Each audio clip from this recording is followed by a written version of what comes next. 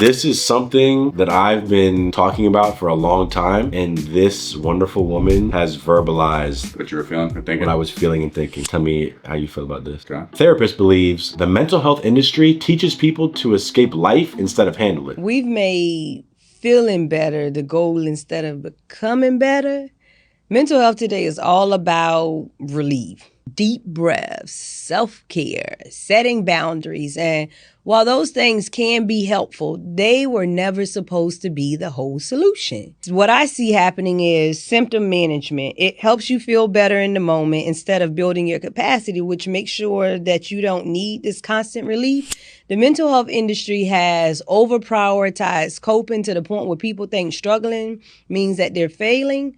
But struggling isn't the problem. It's the avoidance of struggle that keeps and is keeping a lot of people stuck. For example, right? Boundaries have become one of the most misused mental health tools. Instead of helping people navigate relationships and difficult conversations or life challenges, they've become a way to avoid all of that. Traditional mental health advice sounds like this. If it drains you, walk away. If they don't respect your boundaries, cut them off.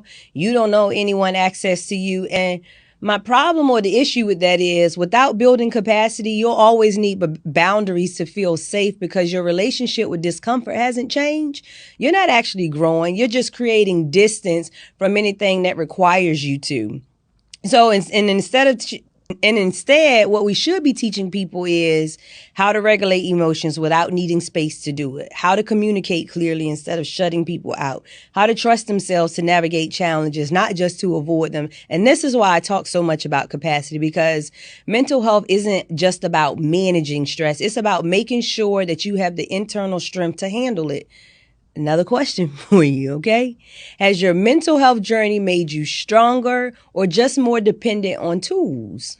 One, I've never had a therapist, but two, yeah, I think same way people say they're depressed, people throw that word around too loosely when there's people that actually have had traumatic PTSD, terrible things, and then you're not looped in with a guy that just says it, but he's just having a hard time at work or a hard time in something, and it's not to the extreme, clearly, of such person. Yeah, and she put a caption here. If you need a script, a boundary, a self-care day just to make it through normal life stress, you're not building mental health, you're outsourcing it. Blah, blah, blah, coping. Yeah, so, and I think I really agree with this because... No, but I see what she's saying. Like, once things get rough, everybody wants to run away from it. Nobody's like facing stuff head on. Everybody wants to alleviate pain, challenges, obstacles before it even comes their way. Versus that's actually where the growing part happens. That's where the shifts and the inner strength, like she said, that you have come from the adversities that you should be facing. And I was on a walk the other day. I heard this... Using it as a tool to get away from your stress?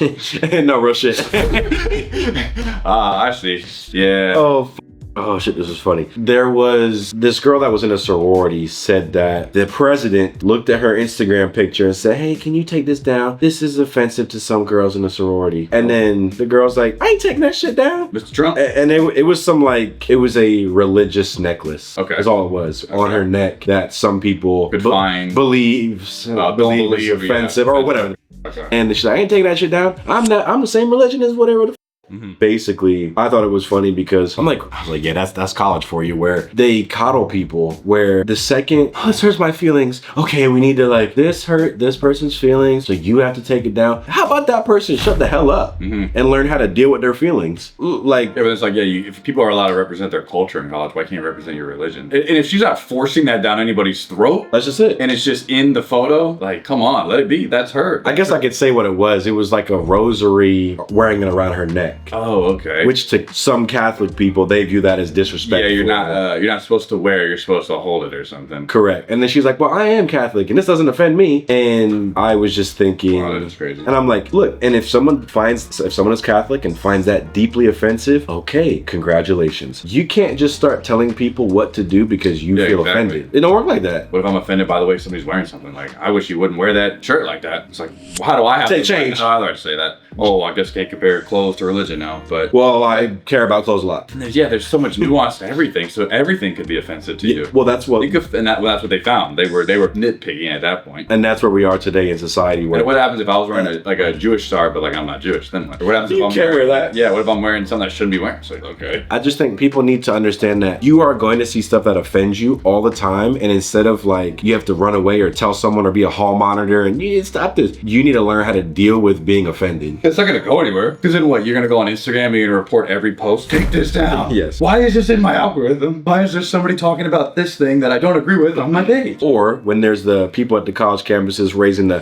hellfire, you're gonna go to hell. Yeah, I'd be trying to get like Korean barbecue and the guy's trying to tell me Jesus is gonna come end my life if I don't forgive all my sins by tomorrow. I'm like, yo. I don't go up to those people and like with a loudspeaker and be like, F you, get off That's my what he campus. I'm like, they have the right to do that. I'm gonna go and be my food. I don't give a damn. You can, it's America. You say whatever you Yeah, want. he's kind of like shouting to the choir, but if he's like pinpointing me, like, I'm good, bro. And even if he does come at you, like, and you, sir, well, you don't engage with it. Just let it go. Yeah, whereas there's some I people. was thinking we all have the power to react to it. We have the power of how we react to stuff. So if you want to just go crazy, like she said, it's important to understand how to control your emotions. And I think that gets harder with every year you get older because like you said, the older you get, the more you're aware of things. Technically, you could be offended even more by things the older you get as you come to your own conclusions of how you perceive life. So yeah, you can just keep it to yourself and not make a scene out of everything. And when people, but that's the thing, people are being told their emotions essentially are everything. How you feel that's true. is everything. It's like you said, my sister that teaches at the school, I think I showed you in the back end, they have like a whole board of if you're feeling stressed, anxious, or down, you can go sit in the corner and grab the bear. And this is high schoolers, like 15, Oh, dead 16. ass? Yeah, and you can just sit there and hold the emotion you are and just until you're ready to come back to the class. See, bro, you know how many days I didn't want to be at school when you're just at school like pissed off, or you have the worst day at home or with your friends on the weekend and you have to be at Monday? No, I'm sitting at my desk like I have to just suck it up. It is what it is. yeah. Now, granted, if it's something that's so extreme, yeah, maybe I shouldn't be in school that day, but like regular things, like, you know, you gotta just deal with it. This is what a phrase I always hear when people are like, well, your emotions are valid and this and that. This is a hot take, but I be thinking maybe sometimes my emotions aren't valid. It's like,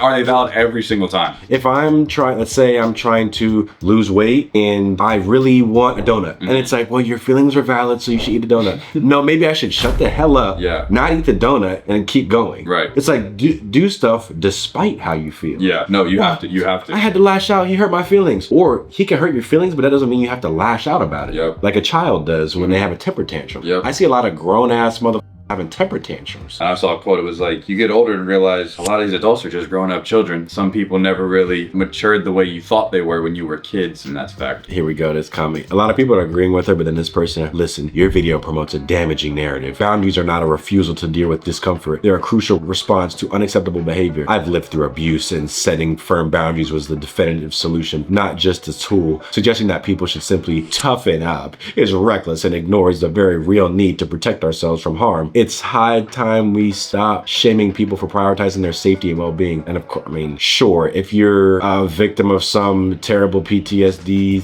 thing, but again, you get what she's saying. You can take the page out of her book and apply it to your own thing. Yeah, and she's not saying you can't meditate or you don't need to go to walk. It's just every time you're facing a little bit of discomfort or adversity, to just escape to something else versus like, no, you're gonna have to like walk through the fire sometimes. That's just how it goes. If you're like, my boundary is you can't say this word around me, and it's like, well, what happens when someone does say that around you? What are you gonna do? Take it back. Take it back. I'm gonna crash out. That's one of my boundaries. That's the thing, you can't predict what the next person's even gonna say or react to. So you kind of have to always be prepared if somebody says something you're not okay with. How do you want to deal with that? If you guys would like to see more reactions and more vlogs that we can't put on YouTube, then become a member at mystrawberrypark.com. We're gonna be posting weekly content on there, sometimes even every day. We got exclusive merch on there too. Also, all the videos you're seeing on our channel right now have already been uploaded early for everybody that's a member on our website. Join the family. And don't take our word for it. Look at the comments that people are leaving once they become a member. Everyone's loving it. They're getting so many crazy videos that we can't put on YouTube for all types of reasons. So make sure you guys click the first link at the top of the description or go to mystrawberrypark.com. Don't miss out. But yeah, we are taught in a lot of ways to just relax. Just go over there. Don't worry about it. Yeah, and like she was saying, I like with the whole self-care day and take a deep breath or whatever. whatever. Yeah, it's you actually need to feel bad emotions to, again, be better instead of feeling better, because that actually makes you into a stronger person who's capable of doing things. It's not just great people that probably do bust their balls for 6 days a week and then they're taking that one day to reset by doing self-care day. It's no, they've already been facing challenges and pushing through it all week. That person deserves such. People could hear that and be like, oh, well, I like to meditate. That yeah, that's not a problem. It's just she's saying when you're using that as an escape every single time. Like clearly we all have a limit that cannot get pushed, or you need a reset. That it is what it is. But I've met a lot of people that always say they're like stuck or confused at certain parts of their life, but they just, from what I've seen, tend to distract themselves with all things they shouldn't be doing. And then years go by and they're still like, well, I'm still trying to figure out. It's annoying. It's just somebody wants me to do this, but then I want to do that. And I don't know. But I'm like, well, you actually like wasted those 3 years by just being comfortable, not doing some things that could have shaped you to be a better person. And I see it happen. I'm like, well, that person actually didn't push themselves. So they think they're still lost and confused, but instead they didn't just start walking and try to find something to do themselves. I can respect if you are lost, but now you're giving yourself 3 options of I want to chase this, this, and this. But if I didn't see you put in the work, and you have to give yourself direction. And a lot of the times the direction you take is going to be hard. If you want to be successful, at least. Right. That's the biggest thing. If you don't want to be successful, you're going to be lost and confused and upset with yourself all day and meditate. And maybe I read this one more self-help book, it'll get me through it. It's like, nah, there's a lot more grit that you need. And a lot of people, I think, are losing that grit. And then I think people will attach certain labels to themselves, like I have anxiety, or I have trouble with this, or I have a nervous attachment style. And if you do have or I have an anxious attachment style, whatever the new terms they come out with, which means if I'm not with the person I care about, I get anxious and I blow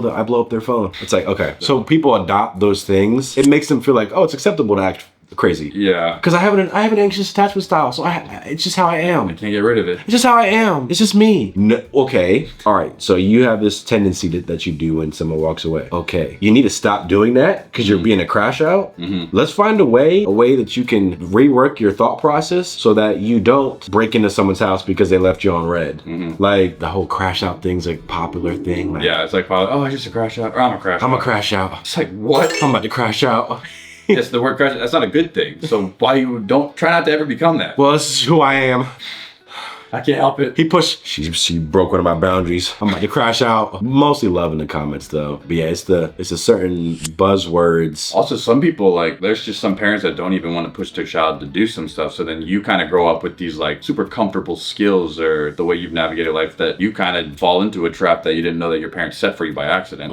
Which is why I always think sports is such a great thing to do when you grow up, or join a sport, because it teaches you a lot. So the conclusion being, every negative emotion you feel, instead of avoiding it and trying to do some self-soothing things, sometimes that's exactly what you need, is you need to face the hard feelings and the hard emotions, and that you'll build up some mental fortitude so that when that happens again, you'll know how to get through it. Like, I was thinking about this. One time I had to drive someone's vehicle home like an hour and a half. It wasn't my car. It was this very expensive car. And in my head, I was like, I don't want to drive that. Like, I wouldn't feel comfortable driving someone's very expensive $250,000 car an hour and a half home. I don't know, the functions and all the buttons. And then I realized, well, I am smart enough to do something like this, and I should probably do it. And now the next time I'm encountered with a similar situation where I have to drive a new vehicle, I'm not going to be as... feel more confident, yeah. I'll feel more confident because I've done it before. That's, I think that somebody said, like, anytime you have fear, you're just not confident about it. So you kind of have to face the fear, so then it actually builds you more confidence for the next time. So by you getting that over with, yeah, if that were to happen again, your brain goes, oh, I've remembered that before. But yeah, in that moment, it probably was like, I don't know, like, what if I ruin it? What if I scratch it? But if that person trusted you enough to do it, it says a lot about you that you were able to get it done. Yeah, like, if you never pushed yourself, then you keep yourself in a little bubble. Yeah, and then once you do push yourself, you go, oh my gosh, my bandwidth just opened up, and you get more excited about trying even more things, or you're not as worried in the next challenge. But yeah, if you want to just stay locked up all day, don't even want to go outside because you're afraid you're gonna get sick. I've actually met people that, like, they wouldn't let their kids go to sleepovers, or they would let them stay in the house too much, to the point where they actually got sick even more. Oh wow. Because like their immune system versus me, or I'm gonna use me for example, I've been out in the woods and all over the place, to where I probably been around too much stuff that could have got me messed up, but my immune system probably got a little bit stronger, to where I only get sick like not that much once a year. But yeah, it's you're gonna have to face the hard stuff. Yeah. The thoughts, the physical stuff. Because it feels... What are you gonna do when you're playing a game, and then your teammates are cussing at you. You're gonna cry right now. You can't say that to me.